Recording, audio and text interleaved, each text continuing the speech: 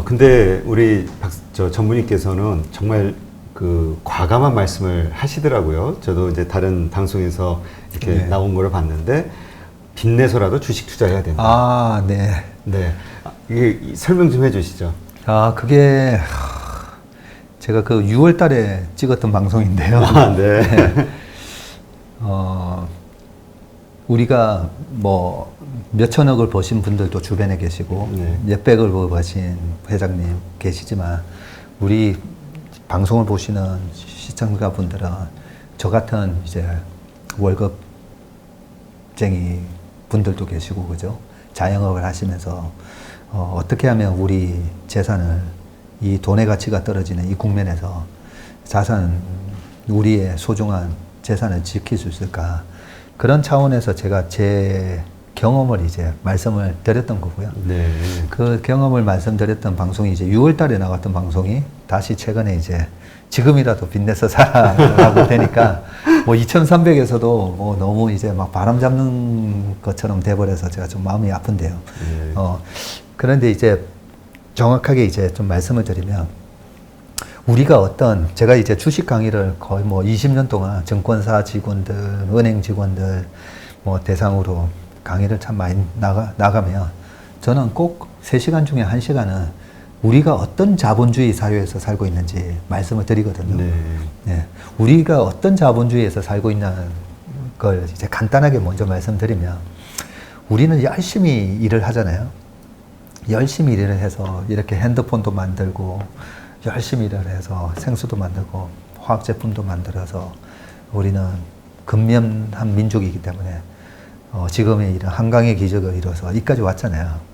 그럼 우리 다 부자가 돼 있어야 되잖아요. 그렇죠. 부자가 돼 있어야 되는데 어릴 때 10원 하던 버스비가 지금 1,300원 돼 있잖아요. 버스 회사가 지금 엄청난 폭리를 취한 게 아니잖아요. 한마디로 이제 물가가 계속 올라갔는데 우리가 고등학교 때 사회 시간이나 아니면 경제학에서 배웠던 물가라는 거는 경기가 좋아지면서 인플레이션이 오는 걸로 우리는 알고 있잖아요. 네.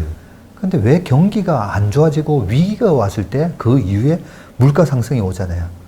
왜냐하면 페드가 돈을 너무 많이 풀었기 때문에.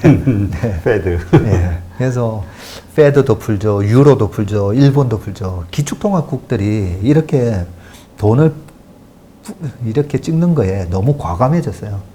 너무 과감해지면 어떤 일이 발생하냐면요. 화폐라는 건 왜 화폐가 존재해야 되냐면 소를 한 마리 키우는 분하고 물고기를 잡는 사람하고 쌀을 그죠?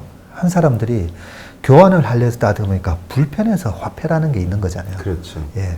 그 화폐를 나라가 요 화폐로 써 하고 신용을 준 거거든요. 그러면 이 화폐를 갖고 있으면 내가 나중에 다시 쌀을 사든 뭘 사든 그게 바로 이 사용 가치고 교환 가치고 저축의 기능이 있어야 돼요. 네. 화폐는 저축의 기능이 있어야 되는데요. 1914년 페드가 설립됐던 그 1913년 4년도에 100달러가 지금은 얼마에 해당되냐면 3달러밖에 안 해요. 예, 3달러밖에 안 하고요. 그때 당시에 미국의 주가 지수를 샀으면 150만 % 올랐어요. 예, 150만 %. 네. 그러면 그 100달러를 나는 저축을 할 거야 라고 금고에 넣어 놓으신 분하고 그 100달러를 인플레이션을 해치할 수 있는 자산이라든지 부동산을 갖고 있는 사람하고 부의 차이가 엄청나게 차이가 나잖아요. 그렇죠. 예, 똑같이 열심히 일해서 100달러를 벌었는데 어떻게 투자를 하느냐에 따라서 이 사람의 부가 완전하게 달라지는데 이 부가 달라지는 이 근본적인 원인이 기축통화국들의 무분별한 화폐 찍기 때문이라는 거죠. 그래서 우리가 근명성실하게 열심히 일해서 은행에 예금을 넣고 10년 뒤에 내가 집을 살 거야. 15년 뒤에는 이제 집 한번 사봐야지. 15년 지나면 집값이 3배, 4배가 가 있잖아요. 예. 이게 투기꾼들이 집을 사서 집값이 올라가는 걸로 많이들 해석을 하시는데 아닙니다. 예, 이 근본적인 원인은 전부 다 이 페드에 있다고 보시면 되고 그러면 제가 좀 반미주의자처럼 보이시잖아요. 저는 아니 뭐 그렇진 않은데. 저는 용미주의자입니다. 아 그래요? 예, 저는 미국에서 유학을 했고요. 예, 지금 저희 아들도 애들도 미국에 유학을 보낸 상황이기 때문에 미국의 그 훌륭한 가치를 배워서 걔네들로부터 우리가 빼앗겼던 거를 좀 많이 되찾자는 그런 마음이기 때문에 용미주의라도 좀 봐주시면 되고요. 네. 그러면 이 패드에 의해서 굴러가는 이 자본주의에서는 우리는 어떻게 해야 되냐면요. 보세요. 미국하고 똑같은 포지션을 우리가 한번 만들어 보자고요. 미국은 어떤 포지션입니까? 미국 정부는 재정적자, 엄청난 재정적자죠. 미국 나라라는 기업은 보면 맨날 적자잖아요. 네. 무역 수지가 항상 적자잖아요. 그렇죠. 그렇죠. 쌍둥이 적자가 이미 엄청나게 오래됐고요. 그래서 미국의 정부의 부채는 2경이 넘어가고 있는 그런 상황인데 2경이면 우리나라 1년에 GDP가 1900조라 했잖아요. 네. 1900조라는 자금을 이번에 그냥 쉽게 3조, 한 3500조씩 이렇게 돈 찍어가지고 그냥 나눠주고 하고 있잖아요. 네. 예, 그런 이 자본주의에서 우리가 살고 있기 때문에 우리는 우리의 재산을 지키려면요. 어떻게든 우리가 핵심 우량 부동산을 갖고 있다. 아니면 핵심 우량 주식을 갖고 있다. 그렇게 해야 된다는 뜻이고요. 오늘 어제군요. 어제 거의 저는 노가다를 합니다라고 찾아오신 네 분이 계셨어요. 40대 중반 정도 돼 보이시는 네 분인데 그분이 어떻게 다행히 그 세종시 근처에서 310평의 땅을 가지고 계시더라고요. 아. 제 방송을 듣고 그 땅을 팔아서 주식을 한번 해보겠다고 찾아오신 거예요. 제가 뭐라고 그랬겠습니까? 절대 팔지 마세요. 그래서 그 땅을 파시면 한 4억 5천 되고 지금 가지고 계신 이제 주식하고 계시는 게 한 2억 정도 있더라고요. 그 땅은 그대로 두시고 2억으로 주식을 해서 만약 제 생각대로 내년까지 돈을 버는 장이면 내년까지 돈을 버셔서 그 돈으로 우리가 금 ETF를 사든지 예. 왜 집을 사라고 말씀을 드렸냐면 주식은 아까 변동성이 심한 자산이거든요. 변동성이 심한 자산이라서 어떤 식으로 주식을 하다가 깨먹게 되냐면요. 이제 제 생각대로 만약에 3천이 갔어요. 네. 그러면 2억으로 주식하다가 3억 5천이 됐을 겁니다. 그러면 더 자신감이 생겨요. 그렇죠. 예, 자신감이 생기면 그동안에 이제 또 근로 일을 하시면서 벌은 한 5천만 원 더 해볼까? 그래서 한 4억에 거기다가 플러스 신용을 한번 해볼까? 박세익 전무가 빚내서라도 주식 부동산 하랬는데 하면서 꼭지에서 6억, 7억 해서 과다한 레버리지를 일으켜서 결국은 떨어질 때 떨어지는 걸 우리가 정확하게 알면 얼마나 좋겠습니까? 그렇죠. 떨어지는 걸 모르잖아요. 네. 그래서 우리가 주식으로 해서 번 돈은 모든 주식의 대가들이 주식을 해서 번 돈으로 복리의 마법을 일으켜서 스노볼 이펙트를 일으키라고 하지만 저는 이 방송을 보시는 우리 그 주식에 처음 발을 담그시는 분들이라든지 주식을 오래 하신 분들도 이번에 코로나 위기 때 200억 하시는 분이 깡통 차신 분들이 주변에 있습니다. 실제로. 아, 그래요? 예. 200억, 500억 하시는 분들이 3억, 10억밖에 안 남는 그런 주식의 고수들조차도 이런 장에서 다 까먹게 돼요. 그런데 만약에 그분들이 집을 갖고 있었다든지 부동산이 있었으면 그 부동산에서 깡통 나기 전에 돈을 대출을 해서 그 깡통 나는 반대매매를 막을 수 있었을 거예요. 근데 주식에 너무 자신감이 생기다 보면 계속 주식으로 내가 좀 있으면 이제 500억 되고 1000억 되겠구나라는 그런 생각을 하게 되거든요. 그런 차원에서 제가 주식으로 번 돈은 부동산에 묶어야 자금 관리가 되는 겁니다. 예. 투자에 있어서 가장 중요한 부분은 자금 관리고요. 그 자금 관리를 하는 가장 좋은 방법은 변동성이 심한 주식에서 돈을 벌었을 때 그래도 내가 집이 없다면 집을 사는데 쓰시고 그런데 집을 생돈으로 살 수 없잖아요. 레버리지 일으켜야죠. 예, 집도 갭 투자가 뭡니까? 10억짜리 집을 7억에 전세를 끼고 사는 거잖아요. 근데 이 7억이라는 부채는 다행스럽게 이자가 안 나오는 부채잖아요. 그래서 우리나라는 전세를 끼고 갭 투자를 해서 부동산을 사는 게 좋은 시장인데요. 저는 우리 청년들이 그리고 집을 생애 1주택이 없는 분들한테는 거의 80% 모기지를 해줘서 지금은 자꾸 집값이 떨어지면 그런 가계부채가 뭐 망가져서 경제 위기가 올 수 있다라는 그런 두려움 때문에 그런 대출을 안 해주잖아요. 그래서 집 많은 사람들한테는 대출해주지 마시고 생애 첫 주택을 사시는 분들한테는 저는 80% 정도의 그런 대출을 해줘서 반드시 집부터 사게 만들어야 된다라는 생각을 갖고 있습니다. 네. 그런 차원에서 말씀드린 거니까. 네. 그러니까 이런 거네요. 일단 뭐 지금 워낙 금리가 저금리 상황이니까 네, 네. 지금 말씀하신 대로 어떤 가지고 있는 자산의 레버리지를 일으켜서 어떤 곳에 투자해도 그 이상의 수익이 나올 수 있고 그 네. 이상의 어떤 기대 차익을 가질 수 있는 상황이니까 네. 좀 더 과감하게 네. 투자에 임하라는 이제 그런 뜻이셨고 네, 그것은 이제 좀 저점이었을 때 네. 2월달 정도. 맞습니다. 지금은 그렇게 하기에는 조금 위험한 예, 상황인가요? 지금은 2,300이면 딱 중립으로 들어온 거거든요. 이제는 중립입니다. 그래서 제가 1,500이 깨졌을 때 저희 직원들한테 저는 2008년 금융위기 때, 2003년 사스 위기 때, 그리고 2012년, 13년 하우스푸 위기 때 이 세 번의 위기를 기회로 삼으니까 그나마 저 정도 이렇게 살고 있는 거거든요. 네. 그래서 저희 직원들도 저 정도 이렇게 경제적 어느 정도 자유를 얻게 하려면 이런 위기가 왔을 때 그 위기 때마다 돈을 조금씩 벌어야 되거든요. 그래서 제가 이번에 1,500이 깨졌을 때 저희 직원들한테 레버리지를 사서 이번에 2,100이 넘어갔을 때 그 레버리지는 다 팔라고 했어요. 아, 정리를 하고. 네, 그래서 87% 수익 나서 판 직원도 있고 그 전에 뭐 1950에서 판 직원도 있고 왜냐하면 레버리지는 아까 제가 말씀드렸듯이 시장이 화랑이 되면 될수록 돈이 잘 벌리니까 위에서 레버리지를 늘리는 그런 우를 범하게 되는데요. 레버리지는 오히려 이렇게 완전히 엄청나게 디스카운트 되는 그것도 마켓 리스크 때문에 디스카운트 되어 있는 상황에서 빠르게 회복을 할 수 있기 때문에 레버리지를 일으키는 거고 지금은 어떻게 보면 약간은 레버리지를 일으키보다는 중립 포지션으로 투자를 하시는 게 맞는 것 같습니다. 우리 저 썸네일 제목을 저걸로 해야겠어요. 지금은 빚내서 주식하지 마라. 네. 그걸로 할까요? 네.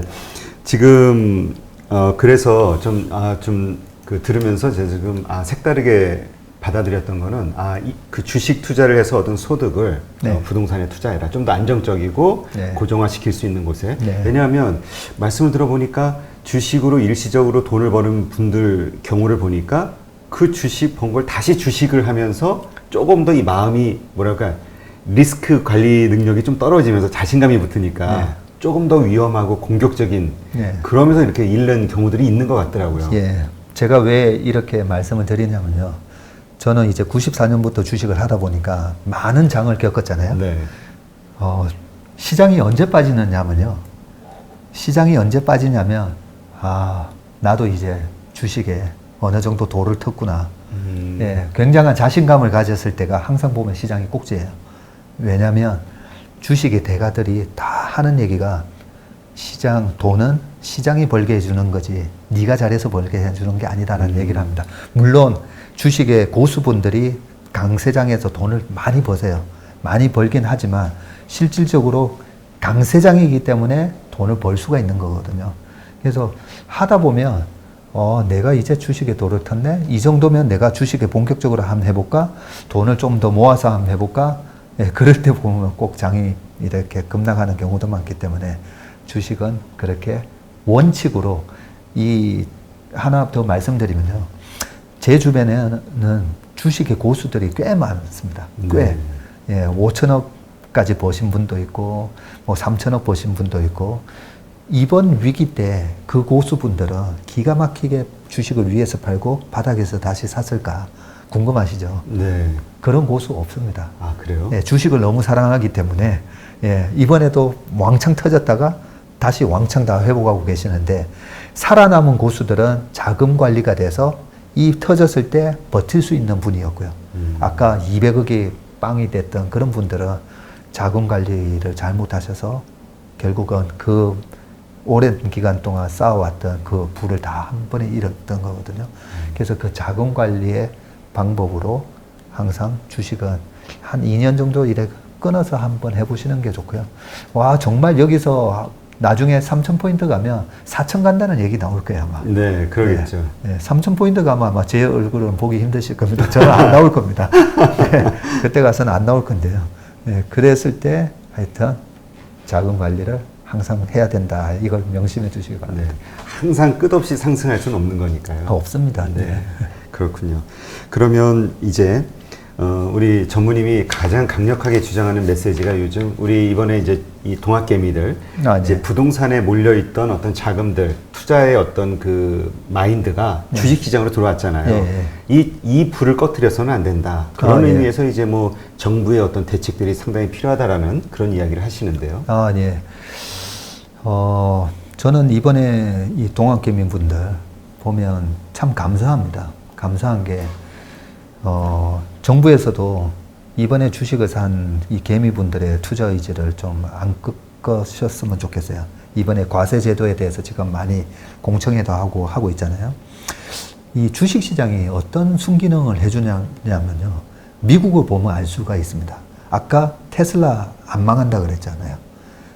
그리고 미국의 혁신 기업들을 보면 처음에 이번에 뭐 니콜라라는 수소차 만드는 회사도 그렇지만 어떤 혁신성을 갖고 올 수 있다라고 하면 주식시장에서 일단 시가총액을 엄청나게 키워줍니다. 그 시가총액을 키워준 그걸로 스탁 옵션을 줄 수도 있고, 그죠? 그 커진 시가총액을 가지고 다시 유상증자를 받을 수도 있고, 여러 가지 주식시장의 순기능을 이용을 해서 미국의 경제가 그런 혁신 기업에 의해서 성장을 하고 있거든요. 예, 그런데 이 주식시장이 제 기능을 발휘를 안 하잖아요. 그러면 우리나라의 혁신 기업이 해외 기업들하고 이제 어떤 비즈니스 딜을 하러 갔어요. 그러면 걔네들도 봅니다. 너네 마켓캡이라고 그러죠. 시가총액. 시가총액 얼마지 봤는데, 아니 뭐야 700억? 조그마네? 뭐 예, 그럴 수가 있잖아요. 미국 기업은 웬만하면 무슨 빌리언 달러죠. 조 단위가 이렇게 넘어가는 그런 식의 기업들이 되는데, 그래서 지금 주식을 사신 그 개미분들 보면 저는 너무나 감사드리는 게, 우리나라의 미래 성장 먹거리가 뭔지 보면, 우리가 90년도에 반도체가 과연 일본을 따라잡을 수 있을까?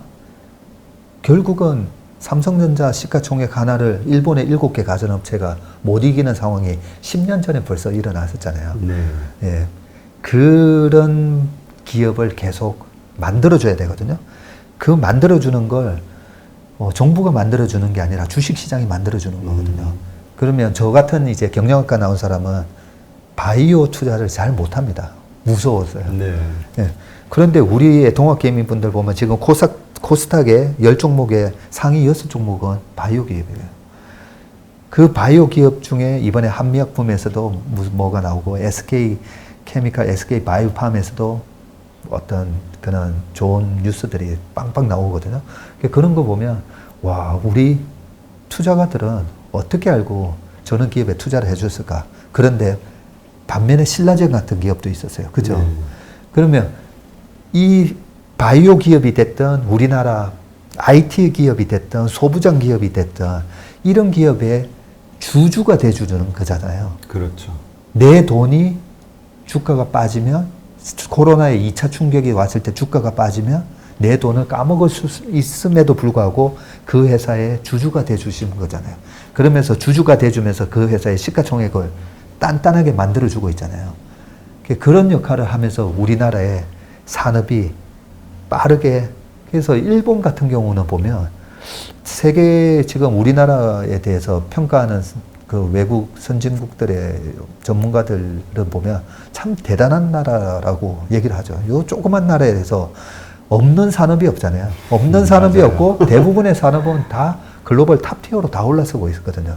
근데 일본은 그런 어떤 다이내믹한 역동성을 잃었다라고 얘기하잖아요. 그래서 그 일본 시장이랑, 그래서 지금 보시면 그 프랑스, 그 다음에 이탈리아 이런 지수 보면요. 10년, 20년 전의 고점보다 반토막 나 있는 경우가 많아요. 마치 일본 니케이 225처럼 이 성장이 없는 그런 모습을 보이는 경우가 많거든요. 근데 우리나라는 뭐 대단하지 않습니까? 세계적인 이제 게임 회사가 나오고 반도체 조선뿐만 아니라 그런 세계적인 이제는 바이오시밀러 위탁 CMO 회사가 또 탄생했죠. 그래서 2016년도에 삼성 바이오가 상장이 될 때 시가총액 9조였거든요. 9조면서 세계 1위 론자가 한 45조 지금 해요. 예, 하는데 아, 론자 따라갈 수 있을까 했는데 벌써 4년 만에 론자 제끼고 지금 1등이거든요. 네, 시가총액만 1등이 아니라 실제로 CMO 캐파랑 실제로 그 매출에서 1등이 돼버렸습니다. 그런 걸 보면 어떻게 알고 주식은 저렇게 미리 선방운영을 했고 우리의 스마트한 이 동학개미 투자가분들은 그걸 자기의 위험을 감수하고 이런 기업에 투자를 해줬을까. 그런 측면에서 부동산에 대한 강력한 규제 뭐 이런 부분은 어쩔 수 없지만 주식시장에 있어서 이런 투자가들의 의지를 꺾는 그런 정책을 웬만하면 좀 이렇게 피할 수 있도록 해주셨으면 감사하겠습니다. 네. 지금 가장 논란이 됐던 게 그 거래세 네. 예, 하고 이제 그 소득세, 양도소득세 예. 예, 그 부분인데 이중과세 논란이 있는 거죠. 예. 근데 아직 결정은 안 된 것 같아요. 많이 그 정부 내에서도 많은 논쟁이 있는 것 같은데요. 네. 이번에 들어보면요, 그 5천만 원까지로 이제 확대를 해주셨거든요. 네. 그 공제를 해주시는 금액 그것도 좋고. 그 다음에 5년치 이렇게 서로 상계할 수 있는 거, 뭐 이런 부분도 다 많이 이렇게 좋아졌더라고요. 좋아졌고요. 단지 지금 원래 예정돼 있던 대주주 과세 요건이 있거든요. 50억 이상에 대해서는 세금을 양도차익 과세를 27.5% 가까이 내게 되는데 지금은 40억, 20억, 15 해서 지금 뭐 10억 이상이면 과세 대상이 되고요.